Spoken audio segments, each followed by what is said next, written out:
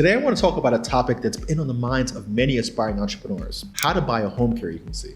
My name is Carl Pierre, the co-founder of Passive Workforce, a healthcare consulting firm that specializes in helping individuals start, grow, and sell their companies in the dynamic field of healthcare staffing and home healthcare. I recently had a consultation call with someone who lacks experience in home care as well as mergers and acquisitions, but is eager to pursue a roll-up strategy by acquiring existing home care agencies. This conversation inspired me to create this video while explaining the steps involved in buying an agency, highlight the advantages of acquisition over starting from scratch, and demonstrate how our firm can assist you in achieving your goals.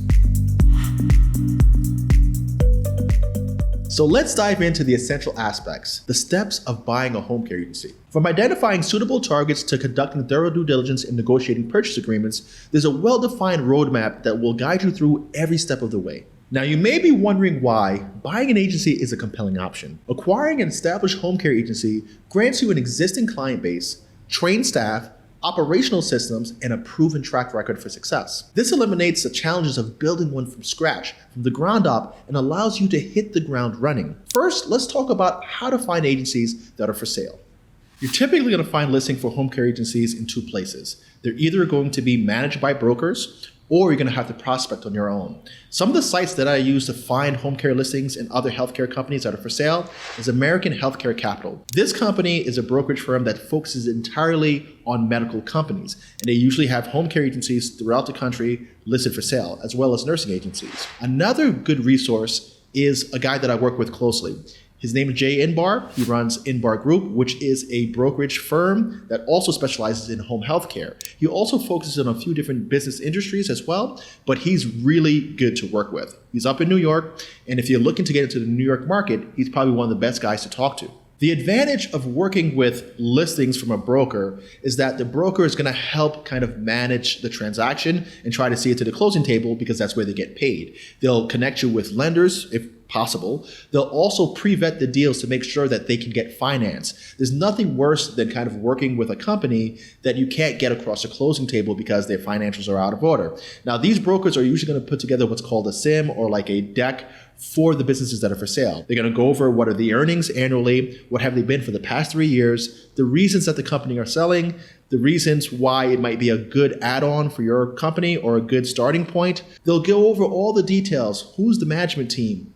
What sort of infrastructure do they have in place? And why is this a deal for you? Now, if you want to go at it the other way, which is kind of prospecting your own leads, you're going to have to call and do your own prospecting and contacting of all these other agencies. Now, the benefit of that is that you actually are going to have to deal with a broker. There's going to be no broker fees involved. Sometimes the sellers like that, but it's going to require you making a lot of phone calls. So you're going to have to download a list from some sort of registry that has all these home care agencies and try to speak to the owners. Oftentimes, a lot of home care agencies are started by nurses. So they're either going to be in the role of the director of nursing or the administrator. Usually those people tend to be the owners. If it's a larger agency, the owners are usually a little removed from those roles. But if it's a smaller agency, I'm talking about doing $20 million in revenue or less, usually the owners are still in those lead positions within the organization working on the day-to-day. So what you're going to do is that you're going to just reach out, try to speak to those two role players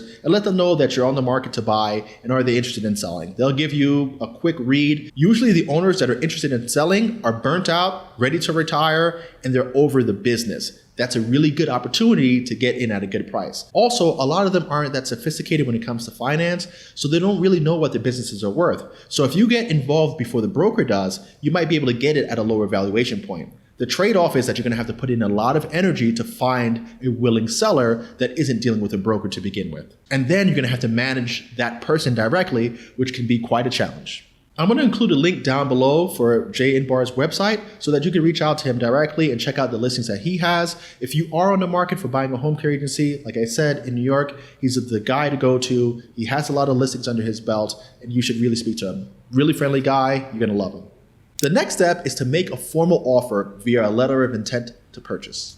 A letter of intent, or an LOI, is going to be the way that you make a formal offer on a asset, right? Whether you're buying a business or you're buying a piece of property, it's the same sort of deal. That letter of intent is going to outline your purchase price, maybe some details on structure, and also give you an exclusive period to review that particular deal. Now, that's going to be like a lockup period that allows you to perform your due diligence. Usually, if it's a brokered transaction, there are going to be a few offers on the table, and you're going to want to kind of present the best sort of offer that makes the most sense to the seller. Also, the brokers are going to be advising which buyer the seller should go with based on financials, history, competency in the field, etc. Remember, a lot of these owners are nurses, and what they're worried about is the wrong owner coming in and running their business to the ground. A lot of the patients are going to be friends, family members, people that they've built relationships with for a very long time. They don't want to just hand that off into the hands of some stranger. So you being well vetted is important to them and also qualified to run their business. Now, if you're serious about making offers, you should probably have an attorney draft up a template of a letter of intent to purchase. That way it has all the standard language that's professional and accurate and protects you during your due diligence period, as well as kind of lays out the framework in a professional way. Now, the letter of intent isn't a binding agreement that binds you to that particular asset. It's really just setting out the general terms and gets you to the state of having the exclusive rights to negotiate and work on that deal. Your offer is going to be based on the initial information that was shared with you during your interview of the seller and the review of their initial SIM or deck. But your due diligence is going to need to be performed before you get to a formal purchase agreement. That is to really make sure that you're in the right sort of deal. Now, a lot of people will kind of do just a financial due diligence to get to the purchase agreement stage, but I recommend that you try to do as much of the due diligence as possible before you get to a formal purchase agreement. Remember, the letter of intent is giving you the exclusive rights to review things and get comfort, and with that comfort is when you go to purchase agreement stage. If your offer is accepted, you'll start the due diligence process. This is where the heavy lifting starts. Due diligence on a home care purchase, especially of some size, is a beast. And the reason it's a beast is because you're reviewing a few different things. You're definitely reviewing the operational processes that are in place to ensure that they are compliant with state laws and the local compliance that they're holding to. They may be accredited. You want to check out their accreditation processes. How have their surveys been? Who's in place? What's the management team like? What's the talent that you're inheriting? Are the owners staying on? Are the owners critical people in the business that if they're gone, the business crumbles? You're going to want to check all those operational functions. Another major piece of due diligence is the financial due diligence. A lot of these companies have really poor bookkeeping. That's why here I'm always talking to our clients about making sure that they maintain really good books. There's nothing worse than coming across an $80 million home care agency. This is a real scenario, an $80 million home care agency where they're still running personal finances through their books. They are extracting files from QuickBooks and spreadsheets, no audits, nothing. It's just a wild mess. And that's an $80 million company. This happens in the home healthcare industry. So you want to make sure that you're going to have to comb through the financials. There's going to be a quality of earnings check. There should be an internal audit that's performed, just especially the more expensive these deals get, because that's going to be necessary to get the banks on board. Another piece of due diligence that you're going to have to perform is the legal due diligence. This is reviewing their contracts, making sure they have no outstanding litigation. If they've had past lawsuits, have they all been settled, and also looking for other liability points. They're going to review shareholders agreements. They're going to review all of the legal background on the company. They're going to review the legal aspects of the transition. Some states have a very lengthy process of transitioning ownership. So legal due diligence is necessary and has to get done before you close. Lastly, you're going to be performing the healthcare due diligence, where you're going to be kind of doing a mock survey. You're going to want to audit patient records to make sure that the patient records are being maintained and accurate,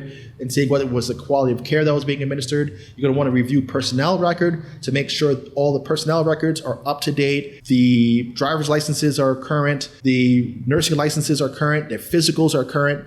It is a heavy lift. All of these documents you're going to want to review, because these things are going to open you up for future litigation, future problems. You want to make sure that that company is clean, and if it's not clean, what's going to be the true cost or true risk associated with inheriting that liability? Are you going to have to pay a few $1 million in back taxes? Are you going to be open to a lawsuit because they're running a 1099 shop and they haven't covered workers' comp and they haven't paid employment taxes on their employees? All of these things come into effect at some point or another. So the more thorough your due diligence process is, the less likely you are to buy a lemon. And we're talking about multi-million-dollar lemons. This is why that conversation that I had was quite unique. It was like, this is someone who doesn't know home care, who has never done a deal, trying to take on a roll-up strategy where he's buying a few $1 million of home care agencies and trying to get a multiple above his purchase price. This is not something that's for the meek. And you're going to need to work with professionals that know what they're doing if you want to get one of these deals done.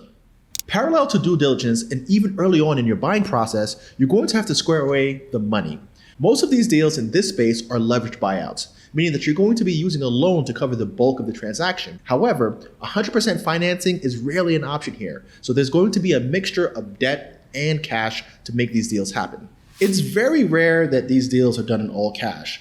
I actually would like to be able to do deals with all cash because there's a lot of home care agencies that won't make it through a formal due diligence period that would be really good buys that the banks won't lend on, but if you were able to buy cash and restructure, you'd do phenomenally well. But most of the time, you're gonna be buying these assets with a combination of cash and debt. And the cash requirement is gonna be anywhere from 10% to 30% depending on the lender and the type of kind of risk tolerance that they have. If you're working with an SBA lender, you're going to be kind of maxed out to $5 million purchases, and they're going to be comfortable with anywhere between 10 and 15% cash requirement. Now, where are you going to get this cash? You could get those cash from your savings, you could raise the capital from investors, but there's going to be rules and guidelines around what sort of investors can you take on? Are they accredited, non-accredited?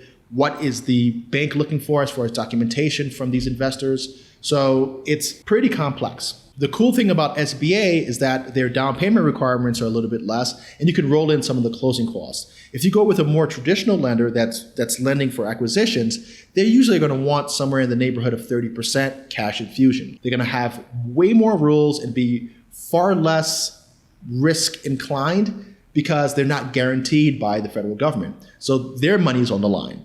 The SBA-backed loans, the government is willing to pay out a certain percentage, so they feel comfortable laying out that money because if you default, the government's going to come and bail you out. Traditional lenders, there is no bailout for them, so they want you to be in for more cash, they want you to have more skin in the game, and they want to be very kind of in your process to review their financials because they don't want to inherit risk from your sloppy due diligence process. Now, all these things are easier said than done because when it comes time to raising capital, it's a lot of phone calls. You're talking to institutional investors, you're talking to friends and family. You might be trying to raise capital from online sources. So there's a lot that's going on. And at the same time, you're doing all these other things in the due diligence process. Usually, it's best to kind of have some of that equity, some of that cash already guaranteed in some form of commitments. And you're going to have to put together a final presentation to convince your investors that this is the right deal.